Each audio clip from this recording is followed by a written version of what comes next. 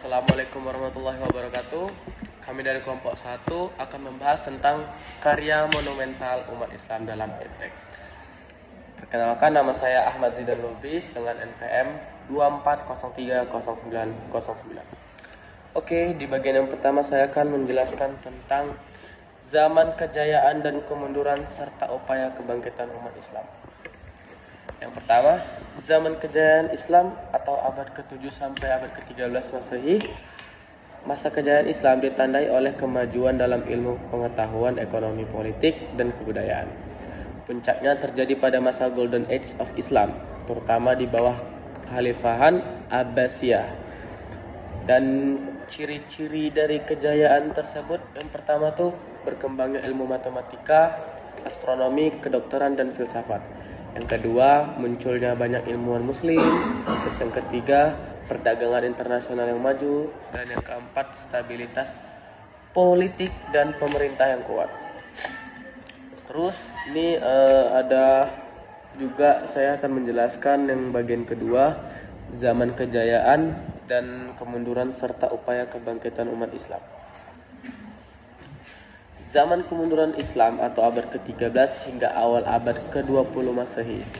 Kemunduran mulai terlihat setelah penaklukan Baghdad oleh Mongol yang menghancurkan pusat ilmu pengetahuan Islam. Faktor penyebab kemundurannya ialah yang pertama, perpecahan politik dan konflik internal. Yang kedua, menurunnya semangat pengembangan ilmu pengetahuan. Yang ketiga, korupsi dan lemahnya kepemimpinan. Keempat, kolonialisme bangsa-bangsa barat terhadap banyak wilayah muslim. Dan yang terakhir, ketertinggalan dalam bidang sains dan teknologi.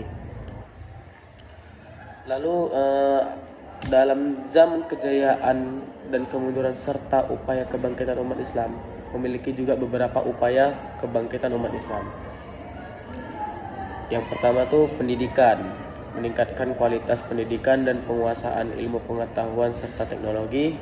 Dan yang kedua, persatuan umat, memperkuat ukhuwah Islam dan mengurangi perpecahan.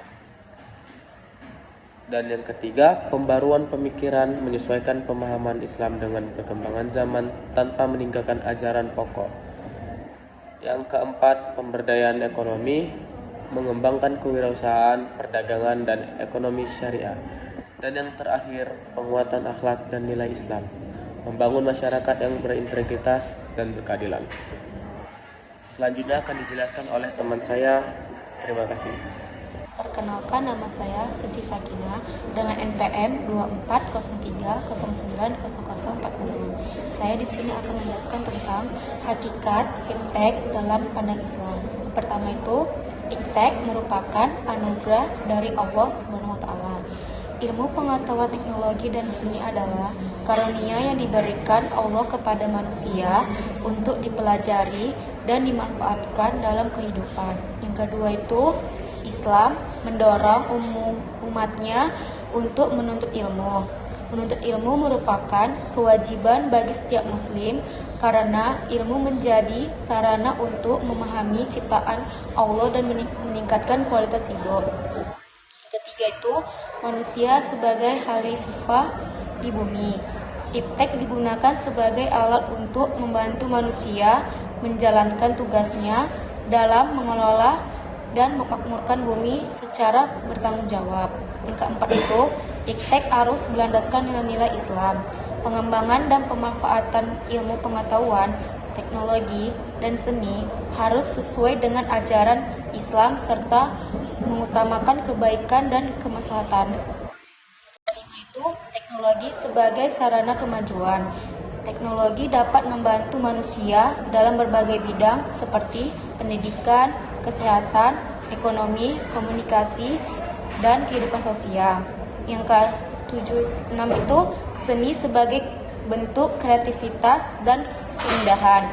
Islam menghargai seni sebagai sarana mengekspresikan keindahan selama tidak bertentangan dengan syariat Islam.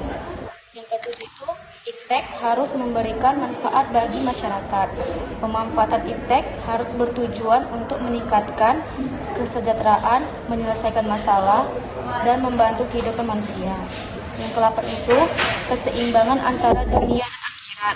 Dalam Islam, penguasaan iptek tidak hanya untuk kepentingan dunia, tapi juga sebagai sarana mendekatkan diri kepada Allah SWT dan memperoleh kebaikan di akhirat.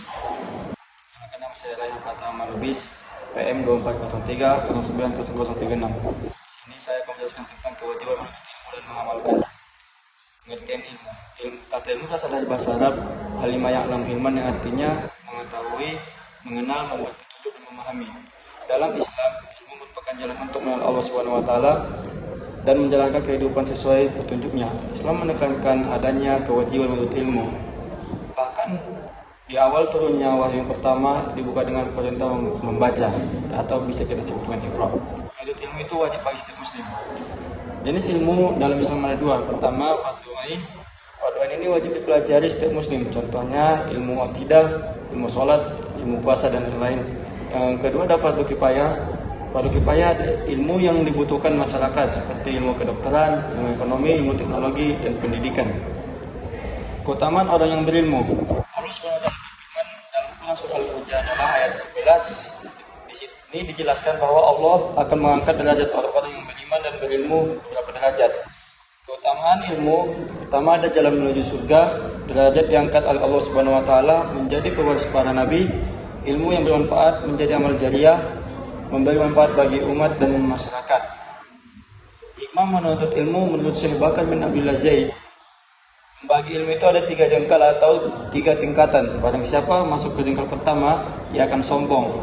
Dan barang siapa masuk ke jengkal kedua, ia akan tawadu atau rendah hati. Dan barang siapa yang masuk ke jengkal ketiga, ia akan sadar bahwa ternyata ia tidak mengetahui apa-apa. Yang maknanya itu semakin tinggi ilmu seseorang, semakin rendah hati dan semakin sadar akan keterbatasan dirinya. Mengembangkan dan mengamalkan ilmu tidak cukup dipelajari. Ilmu itu harus dipahami dengan benar, dikembangkan melalui belajar dan penelitian, diamalkan dalam kehidupan sehari-hari, diajarkan kepada orang lain.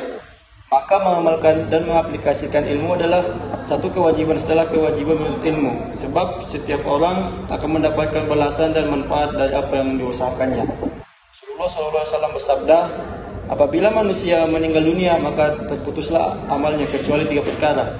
Pertama, sedekah jariah, kedua, ilmu yang bermanfaat, dan terakhir, anak soleh yang mendoakannya. Hadis riwayat Muslim. Perkenalkan, saya Satria Amanda Syaputri dengan NPM 2403 Di sini saya akan melakukan presentasi dari teman-teman saya, yaitu tentang sinergi ilmu dan integrasiannya dengan nilai dan ajaran Islam, di mana ilmu dalam Islam merupakan sarana mengenal Allah Subhanahu wa taala.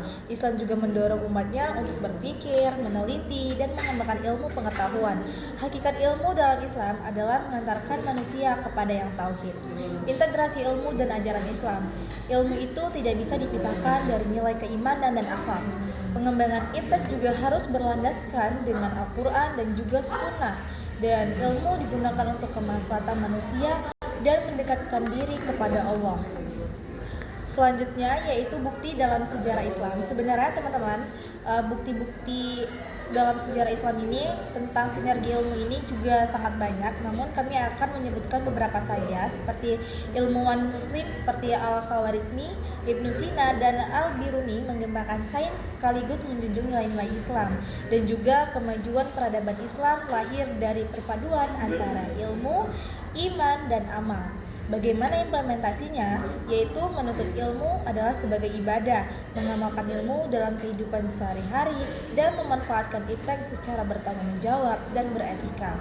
Mungkin itu saja yang bisa saya jelaskan, akan dilanjutkan kepada teman saya. Terima kasih. Saya Zawa Afifana Sution, NPM 2403090021. Saya akan menjelaskan tentang sifat ilmu pengetahuan tidak bebas nilai dalam perspektif Islam. Hakikat ilmu dalam Islam tidak dianggap bebas nilai. Ilmu selalu terikat dengan nilai ketuhanan, moral, dan kemanusiaan. Hakikat ilmu adalah sarana untuk mengenal kebesaran Allah Subhanahu wa taala dan memperkuat tauhid. Ilmu dan nilai-nilai dalam Islam. Ilmu harus berjalan bersama iman dan akhlak. Sumber ilmu tidak hanya berasal dari akal dan pengalaman, tetapi juga dari wahyu Allah. Pengembangan ilmu harus sesuai dengan ajaran Al-Quran dan Sunnah. Tujuan ilmu pengetahuan. Ilmu digunakan untuk menciptakan kemaslahatan bagi manusia. ilmu tidak boleh digunakan untuk kerusakan, penindasan, atau tindakan yang bertentangan dengan agama. Semakin tinggi ilmu seseorang, seharusnya semakin tinggi pula keimanan dan tanggung jawabnya. Pandangan tokoh Islam terhadap ilmu. Ibnu Taimiyah menjelaskan bahwa ilmu dapat dibuktikan melalui dalil nakli atau wahyu dan akli atau akal.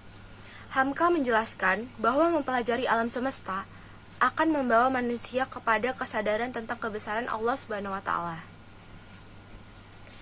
Contoh dalam peradaban Islam, Al-Khawarizmi mengembangkan matematika untuk kemajuan umat manusia. Ibnu Sina mengembangkan ilmu kedokteran dengan nilai kemanusiaan. Al-Biruni mengembangkan astronomi dan geografi dengan semangat mencari kebenaran ciptaan Allah. Implementasi dalam kehidupan, menuntut ilmu sebagai bentuk ibadah kepada Allah Subhanahu wa taala, mengamalkan ilmu untuk kebaikan masyarakat, menggunakan iptek secara bertanggung jawab, beretika dan bermanfaat bagi lingkungan serta manusia. Kesimpulan dalam karya monumental umat Islam dalam iptek adalah peradaban Islam pernah mencapai masa kejayaan dalam bidang iptek melalui kontribusi para ilmuwan seperti Al-Khawarizmi, Ibnu Sina, dan Al-Biruni. Dalam Islam, ilmu pengetahuan tidak terlepas dari nilai keimanan, akhlak, dan kemaslahatan manusia. Islam juga mewajibkan umatnya untuk menuntut, mengembangkan, serta mengamalkan ilmu demi kemajuan peradaban dan kesejahteraan umat.